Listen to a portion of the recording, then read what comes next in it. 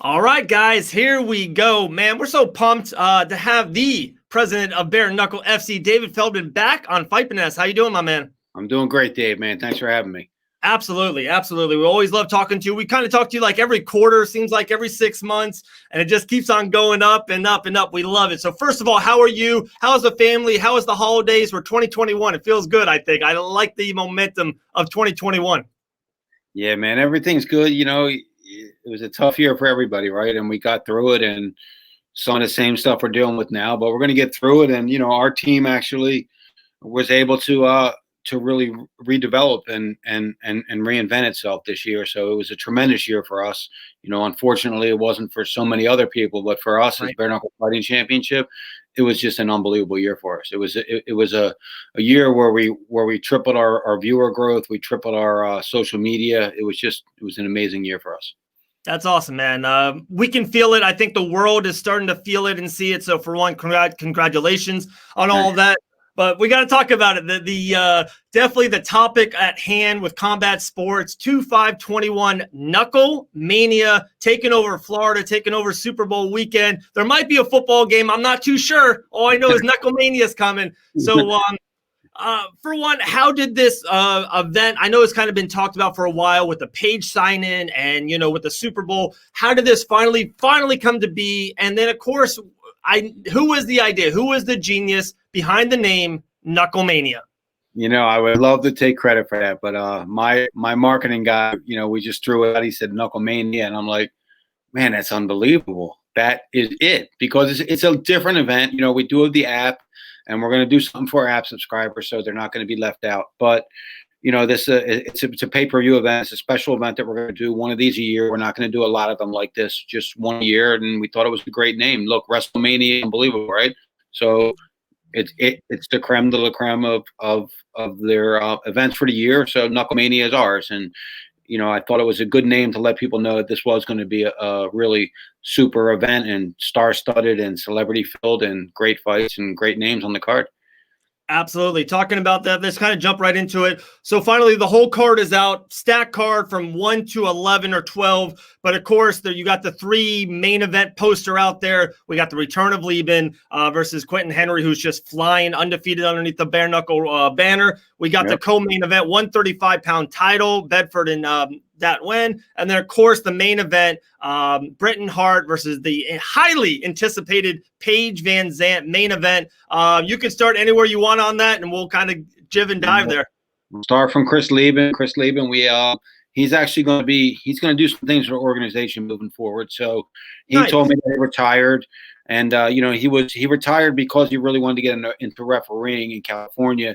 And now with COVID, he wasn't able to ref. So I said, look, since you're not really doing much, you have time to train for one more fight. We'll call it your retirement fight. And, and then we'll bring you on board with us. And he's like, let me think about it. And he thought about it for about 5 minutes and called me back. And he's like, oh, man, let's do this. So I shot a couple names to him. And, I said, who do you want? And he called out Quentin Henry. And I'm like, you sure you want him? He's like, yeah, I want him. It's going to be a great fight. There, Dave. Like, how important, you mentioned the word WrestleMania before. It always seems like it's a passing of the torch in a sense of the older, veteran wrestler to the younger one. Do you foresee this happening? I have a lot of people that I've talked to that they think Chris Lieben still got one more left in the chamber here. How vital is this matchup, even just for the landscape of that division as well? I think it just says what we've been doing. It's a very evenly matched fight. I mean, you really don't know. You can flip a coin on this one. If the old Chris Lieben shows up, so I just want to let everybody know that on Chris Lieben's last fight, he had to get some medical testing for his heart the day of the fight. So he wasn't even focused at all. He really, truly wasn't. I'm not making excuses for him. I was with him. I took him to the doctor because I thought we were losing that fight. So I took him there, and I know his head just wasn't right. So I'm not going to base it off his last fight. I think he's got one more last dance in him, and I think we're going to see the Chris Lieben of old, because he's been training hard, and we'll see what happens. I mean, Quentin Henry is a very, very respectable fighter, and he's done great in bare knuckle, and he has a great persona. So it's 2 great personalities and 2 great fighters matching up on the co-main event, if you will.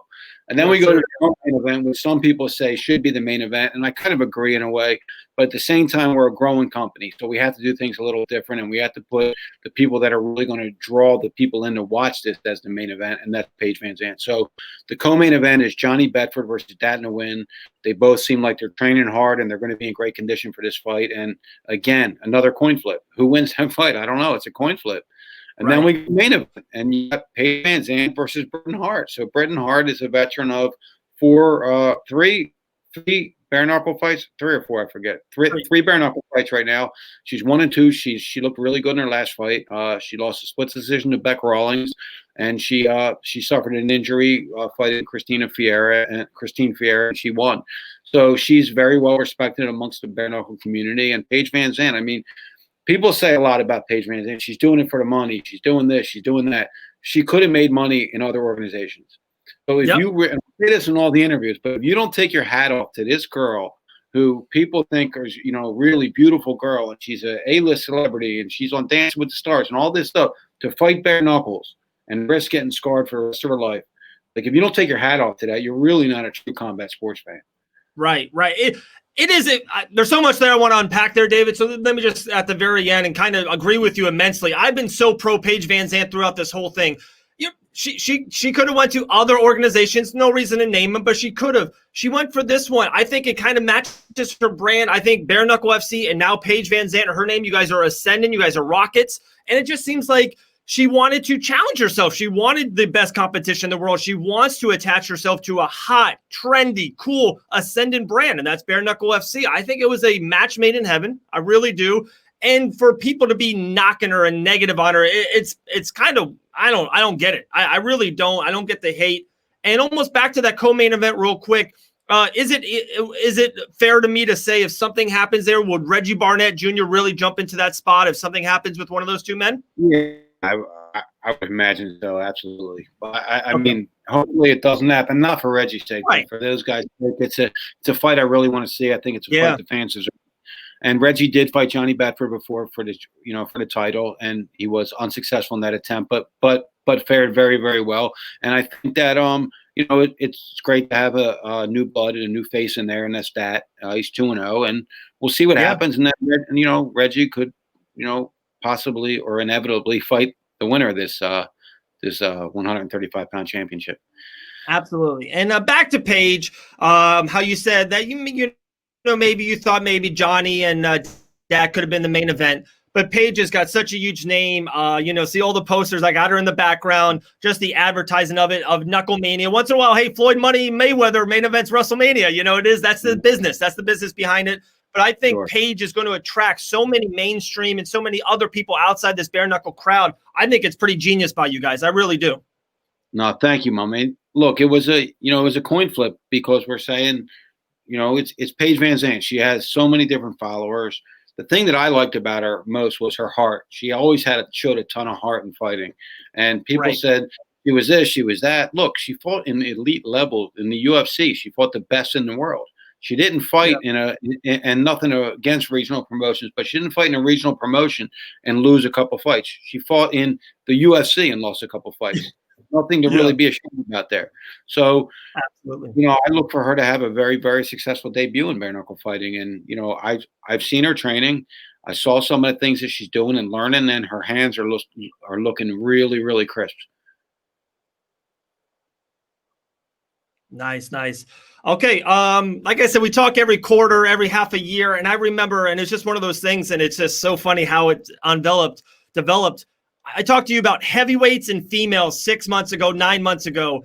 And, I know you're on, not to toot your horn. I know we talk sometimes off, and it's your heavyweight division is just on fire. So many just revolving fighters. So many, if it's Kleckler, Mir, of course, you got the champion in Beltron. We just had Shoemaker just won. Godbeer's around the corner. Just the heavyweight division's on fire. And then, like I said, the female division's on fire. It's the lead of the main event. You got another great female fight on this card as well. We had two last. It just seems like I think you've nailed it. We talked about it, heavyweights and females, and I think you've absolutely nailed those two divisions. Yeah, I mean, I think those are the targets you have if you want to grow, right? If you want to grow immediately, you have to have those targets because people, automatically tune in to see pretty women fight. and just good women fight, but pretty women fight, and to see big stacked up heavyweights throw down. And that's what we get. That's what we have given them so far. So we're really excited about that. We have a lot of we have two really, really great announcements coming up probably next week for two women that we signed, which I think people are going to be a little shocked at these two women that we signed. And some other heavyweights too, as well. Former world champion, former boxing world champion will join the BKFC roster, amongst so many others.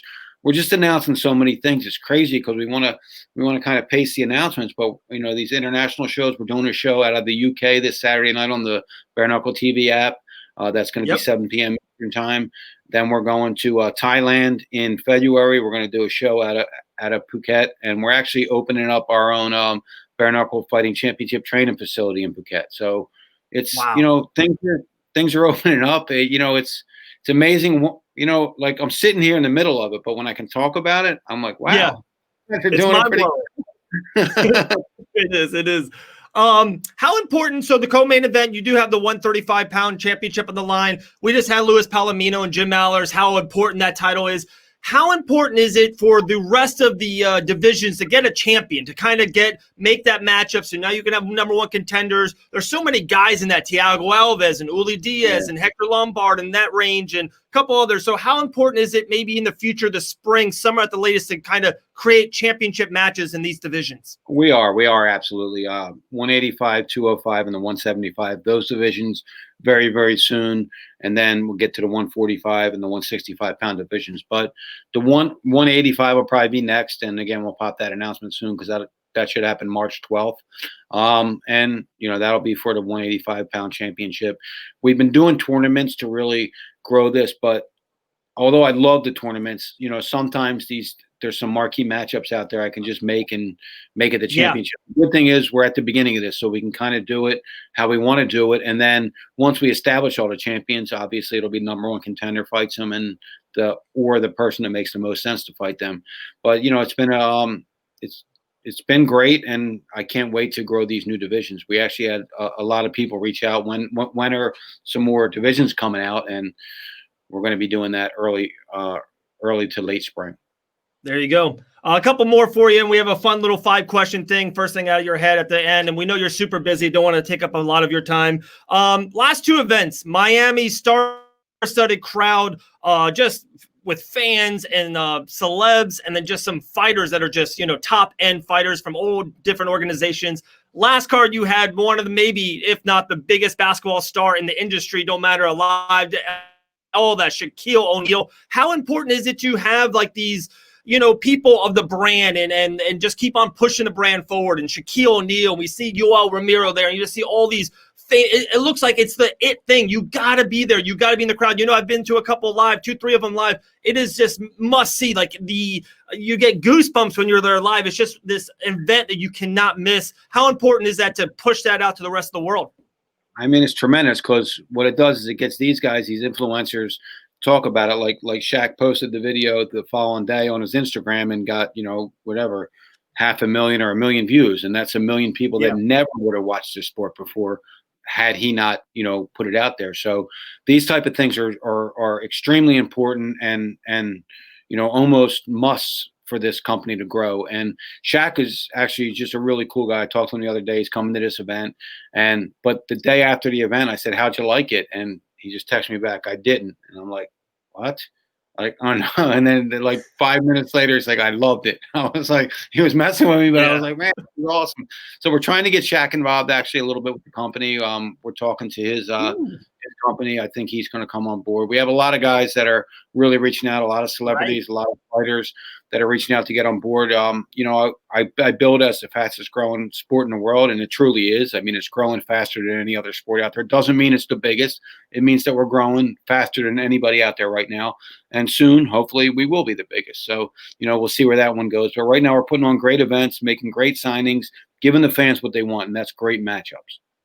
Absolutely. And you are Bare Knuckle FC on fire, guys. 2/5/21 Bare Knuckle TV app, also on PPV. Kind of just an interesting question. Almost this is a David Van Auken question right here. I see rankings on so many different platforms, and we see it all over the place. There you go. I'm the same way. It's unbelievable. Well, I can just stop you in your tracks. We are going to release in February. I think right after this fight, we'll release the first ever official BKFC rankings, because the fighters are calling me. I'm ranked #1. Why am I doing this? I'm like, by who? He's like, website over here. I'm like, well, what's that got to do with us? Like, it's got nothing to do with us. And look, I don't want to talk bad about them. I appreciate their support and that they want to get involved with it, but they're not our official rankings. And sometimes it could cause a little confusion because the fighters are calling us up and the Police Gazette puts out their rankings. This guy puts out his rankings. This guy puts out his rankings. So once we put out our official rankings, those are cool supplemental rankings, but people are confused now, and I think we're going to stop that confusion really soon.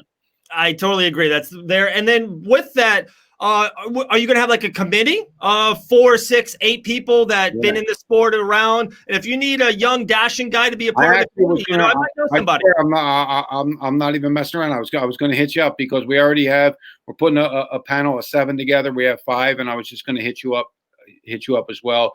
We want 7 guys on that panel to do the rating, so there's a tiebreaker too. You know, that's why we did an odd number. But we already have, like I said, we have 5 committed, some very respected individuals in the combat sports community. So yes, we will actually be reaching out to you and putting these rankings out probably right after this fight, because we might have some changes in them after this fight. That'd be amazing, man. I would be very honored to do that. And just like I said, just love the sport. I love the family feel that you guys, it starts from the top and it works its way down. And you guys are just incredible with that. Cannot wait. Like I said, 2-5-21. Here's just 5 fun questions real quick. First thing comes to your head and we'll let you run. All right, my man? Right. All right, here we go. Outside the box, who's someone that you would love to grab into Bare Knuckle FC in 2021? Shaquille O'Neal. Okay. What is David Feldman's all-time favorite movie? Shawshank Redemption. Great one. What's a dark horse match that you would want to tell the Bare Knuckle fans you got to see this fight underneath your umbrella that maybe doesn't get the pub that it should? Wow, that's a tough one. Got so many great matchups. Man, I don't even know. Quentin Henry. Actually, a rematch: Quentin Henry versus Bubba Marlboro. I think that would be a great fight. They both dropped each other, and Quentin won by knockout, so that would be a good one. That would be. Who's going to win the Super Bowl? Tampa.